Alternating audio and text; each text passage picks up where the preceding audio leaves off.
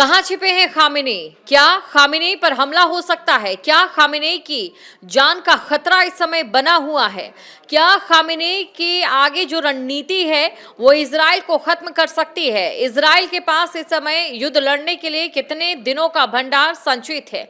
तमाम ऐसे सवाल हैं और सबसे बड़ा सवाल यही है कि इस समय खामेनी कहां पर है, और इसी को लेकर हम इस डिजिटल लाइव में चर्चा करेंगे। नमस्कार, मैं हूं आपके साथ दीपशिखा भारद्वाज और आप देख रहे हैं हमारे चैनल का डिजिटल लाइव।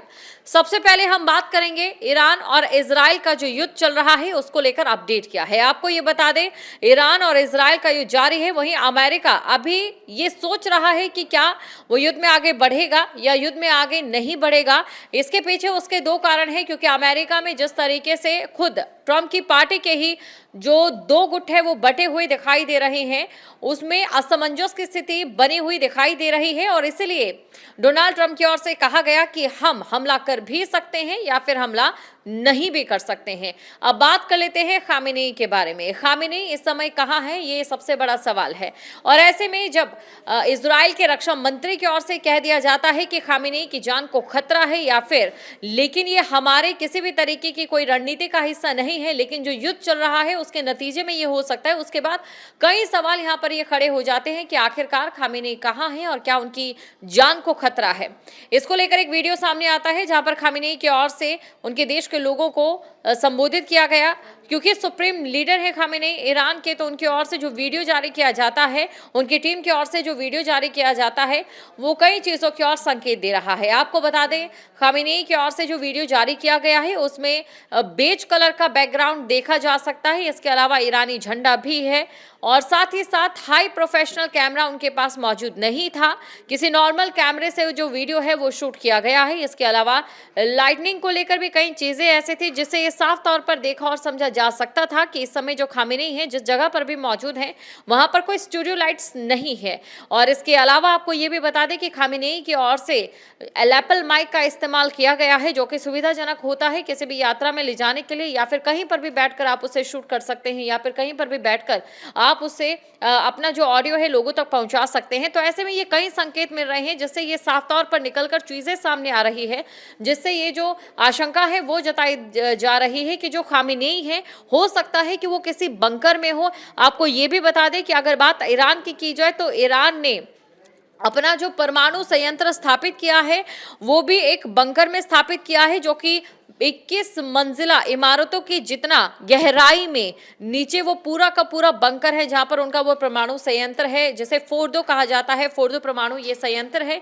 और इसी के साथ अब हम बात वापस खामेनी को लेकर करते हैं, क्योंकि खामेनी क्या वाकई कहीं पर छिपे हुए हैं या फिर खामेनी को वापस अपनी जान का डर सता रहा है। ये तमाम यहाँ पर सवाल है, और ये सवाल क्यों खड़े हो जाते हैं इसके बारे में हम विस्तार से चर्चा करते हैं। ये तो आप जानते हैं कि इजराइल और ईरान का युद्ध चल रहा है, और ऐसे में इजराइल के जो रक्षा मंत्री है, इजरायली रक्षा मंत्री की ओर से उन्होंने ये कहा कि सत्ता परिवर्तन ईरान में करना हमारा किसी प्रकार का उद्देश्य नहीं है, लेकिन इस समय जो स्थिति दोनों देशों के बीच में चली हुई है, उन दोनों देशों की स्थिति के बीच में जो नतीजा निकलकर सामने आता है, अगर उसमें खामेनी को कुछ होता है या फिर ईरान में सत्ता परिवर्तित होती है, तो ये कहीं ना कहीं एक ये जो स्थिति बनी हुई है उसका नतीजा होगा। लेकिन फिलहाल इजराइल का ऐसा कोई प्लान नहीं है। इसके साथ ही उन्होंने ये भी कहा कि इजराइल सिर्फ इतना चाहता था, इजराइल ने सिर्फ जो परमाणु वैज्ञानिक हैं उन्हें ही निशाना बनाया था, लेकिन वापस इस हमले के जवाब में जो ईरान की ओर से बैलिस्टिक मिसाइलें दागी गई है उसकी जगह युद्ध को प्रेरित किया गया है ईरान की ओर से।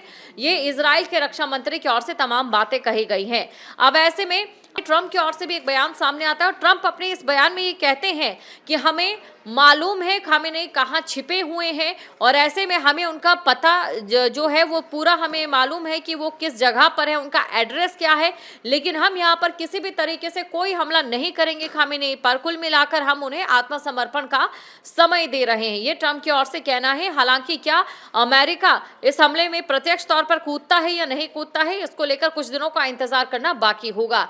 तो कुल मिलाकर देखिए इजराइल की हम बात करते हैं या अमेरिका की हम बात करते हैं तो जो ईरान में इस समय स्थिति है उसको लेकर सत्ता परिवर्तन को लेकर सवाल है और साथ ही साथ खामेनेई को लेकर भी कई सवाल ये उठ रहे हैं कि आखिरकार खामेनेई कहां पर है, क्या वाकई वो बंकर में छिपे हैं, अगर बंकर में छिपे हैं तो ऐसा क्यों है, क्या उन्हें अपनी जान का खतरा सता रहा है। और इसके साथ ही अब रूस की जो भूमिका है उस पर भी बात कर लेते हैं। रूस की ओर से भी एक सख्त चेतावनी के तौर पर देखा जा रहा है कि अगर खामेनेई को कुछ होता है तो जाहिर तौर पर रूस जो है वो इजराइल और अमेरिका के सामने होगा। और ये जो स्पष्ट संदेश है रूस की ओर से जो बयान जारी किए गए हैं या जो रूस की ओर से लगातार ईरान का साथ दिया जा रहा है, इससे साफ तौर पर जाहिर होता है। आपको ये जानकारी दे दे, रूस की ओर से साफ कहा गया है कि ईरान पर अगर किसी भी तरीके का हमला किया जा रहा है या फिर जिस भी तरीके से खामेनेई को नुकसान पहुंचता है तो जो रूस है वो जाहिर तौर पर अपनी ओर से एक्शन भी लेगा। तो कुल मिलाकर देखिए, आप पूरी दुनिया की बात करते हैं तो पूरी दुनिया में तमाम देश जो है वो अलग अलग हिस्सों में बढ़ते हुए दिखाई दे रहे हैं और एक वैचारिक तरीके का एक द्वंद्व युद्ध भी जारी हो चुका है तमाम देशों के बीच में। और ऐसे में कुछ देश ऐसे भी हैं जो ईरान के जो सुरक्षा मंत्री हैं उनसे मिलकर या फिर उनसे बातचीत कर ये कोशिश कर रहे हैं कि किसी भी तरीके से जो युद्ध की स्थिति बनी हुई है उसे समाप्त कर दिया जाए, उसे खत्म कर दिया जाए। लेकिन बड़ा सवाल ये है कि अक्सर जो हमने देखा है बहुत सारे देशों में युद्ध हुए हैं और बहुत सारे देशों में युद्ध होने के अलावा कई जगह ऐसा भी हुआ है जो जहां पर सत्ता परिवर्तन हुआ है। सत्ता परिवर्तन के साथ किस तरीके से जो बाहरी जो विदेशी दबाव होता है, कैसे जो देश की आंतरिक व्यवस्था है उसे भी हिला डालता है, वहां के जो विपक्षी हैं उनके साथ मिलकर या फिर जो लोग सत्ता पर आपको नहीं देखना चाहते उनके साथ मिलकर। तो ऐसे में कई सवाल ये खड़ा होता है कि अगर खामेनेई को कुछ होता है जो कि ईरान के सुप्रीम लीडर है तो उसके बाद क्या स्थिति वहां पर बनेगी या फिर उत्तराधिकारी कौन होगा। और इसी को लेकर हमने कुछ सर्च की है, उन नामों को भी आपको बता देते हैं जो कि उत्तराधिकारी हो सकते हैं ईरान में, क्योंकि इस समय खामेनेई जो है वो सुप्रीम लीडर है वहां पर। लेकिन अभी अगर बात करें तो अमेरिका और इजराइल दोनों ही खामेनेई की तरफ एक तरीके से नजर गड़ाए हुए हैं। हालांकि रूस का साथ पूरे तरीके से ईरान को मिल रहा है, खामेनेई को मिल रहा है, लेकिन फिर भी क्योंकि जो कुछ नाम है वो भी सामने आ रहे हैं जो उत्तराधिकारी के तौर पर पेश किए जा रहे हैं, उन नामों के बारे में भी आपको हम बता देते हैं। तो देखिए, जो खामेनेई को अगर कुछ हुआ तो उनकी जगह कौन लेगा, ये बड़ा सवाल है। और इसके साथ ईरान में उथल पुथल तो चल ही रही है। ईरान में क्या बड़ी उथल पुथल हो सकती है, ये देखने वाली बात है। और इसमें अगर नाम की बात करें, जो नाम सबसे पहले सामने आता है तो वो है मुस्तफा खामेनेई का। अयतुल्ला खामेनेई के दूसरे बेटे हैं और साथ ही आईआरजीसी और ईरान में रूढ़िवादी एलीट वर्ग के साथ घनिष्ठ संबंध रखने वाले मुस्तफा खामेनेई एक शक्तिशाली व्यक्ति के तौर पर वहां जाने जाते हैं और माना यह जाता है कि वो पूरे तरीके से नेतृत्व के लिए तैयार भी है। हालांकि वंश उत्तराधिकार के डर के कारण उनकी उम्मीदवारी की आलोचना भी की जा सकती है कि वो एक ही वंश से हैं और उत्तराधिकारी अगर बनते हैं तो जाहिर तौर पर उनकी उम्मीदवारी पर कई सवाल भी खड़े हो सकते हैं परिवारवाद को लेकर। तो ऐसे में संशय यहाँ पर जरूर रहेगा, लेकिन उनका जो नाम है वो पहले नंबर पर है। और उसके बाद जो अगला नाम है वो अली रेजा अराफी का है। अली रेजा अराफी एक वरिष्ठ मौलवी विशेषज्ञों की सभा के सदस्य और कौम सेमिनरी के प्रमुख हैं। ये गार्जियन काउंसिल में भी कार्य करते हैं और इसके अलावा अपने रूढ़िवादी रुख और धार्मिक और राजनीतिक दोनों संस्थानों में गहरे प्रभाव के लिए काफी ज्यादा जाने जाते हैं। इस समय जो ईरान में चल रहा है, जो इजराइल में चल रहा है, ईरान में जो अगर बात करें राजनीति को लेकर भी, उसमें भी काफी ज्यादा वो सक्रिय रहते हैं और उनके प्रशंसक भी बहुत ज्यादा हैं, समर्थक भी वहां पर बहुत ज्यादा है।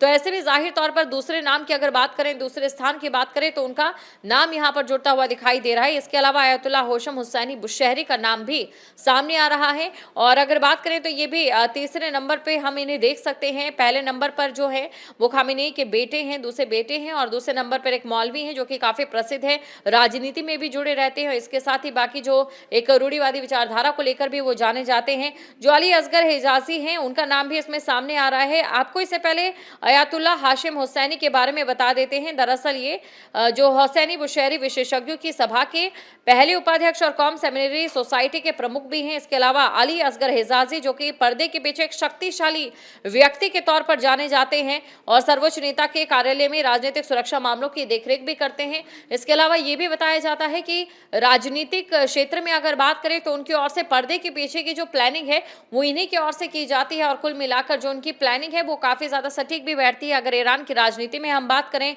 गुलाम हुसैन मोहसेनी इज़ई, इनका नाम भी सामने आ रहा है। ये वर्तमान न्यायपालिका प्रमुख और पूर्व खुफिया मंत्री भी हैं।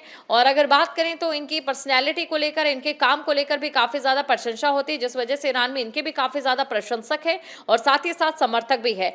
लेकिन अभी जो इंतज़ार रहेगा वो इसका इंतज़ार रहेगा कि खामेनेई की ओर से क्या प्रतिक्रिया दी जाती है। जो जिस तरीके से इजराइल और अमेरिका ये दावा कर रहे हैं कि वो छिपे हुए हैं, उनकी जान को खतरा है, इस दावे पर क्या प्रतिक्रिया खामेनेई की सामने आती है। और इसके साथ ही जो रूस का रुख है वो साफ है अमेरिका के प्रति और साफ है ईरान के प्रति भी। कुल मिलाकर ईरान के साथ वो दिखाई दे रहे हैं।